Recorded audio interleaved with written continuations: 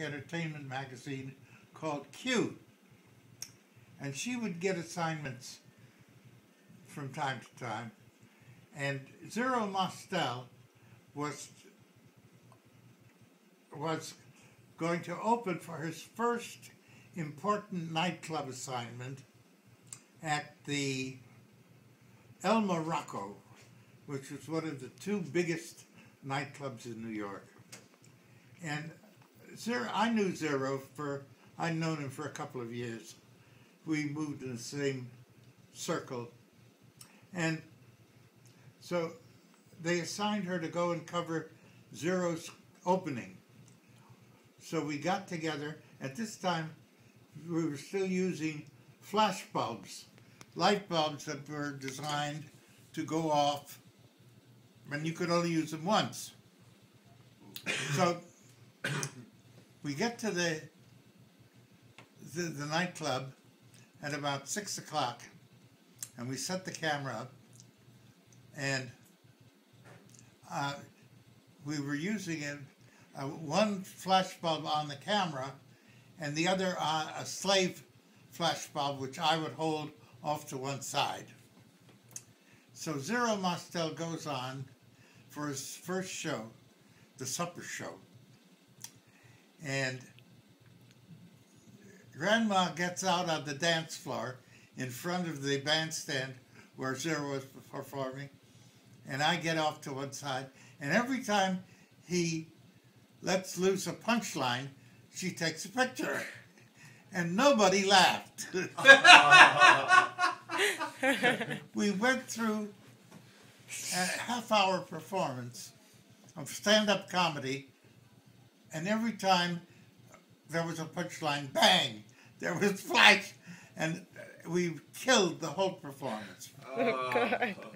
So after the show was over, we went back into Zero's dressing room, and we took some more pictures. And then the 10 o'clock show is time to go on.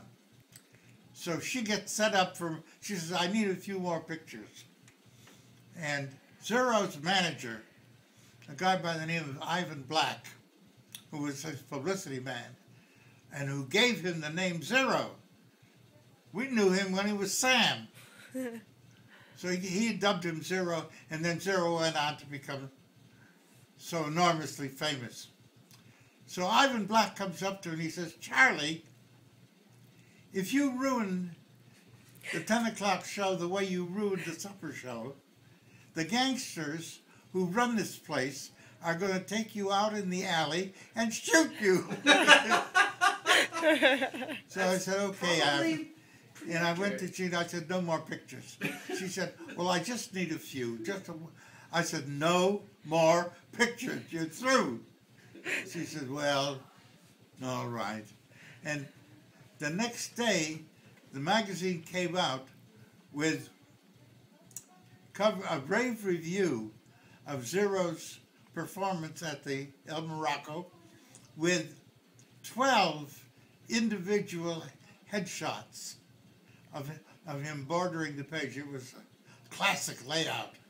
And it really gave Gene a reputation in New York for being a considerable entertainment photographer.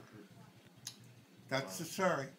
I would love to see that newspaper spread. Yeah. It's a magazine, not a newspaper. Well, do you remember what magazine? What? What magazine was it? Q. Q. Okay. Well, it was considered like a second string New Yorker. I wonder if we could find a copy of it. Probably could in the archive somewhere. I'll go when I'm in New York. In New York, yeah. I'll go look. Please.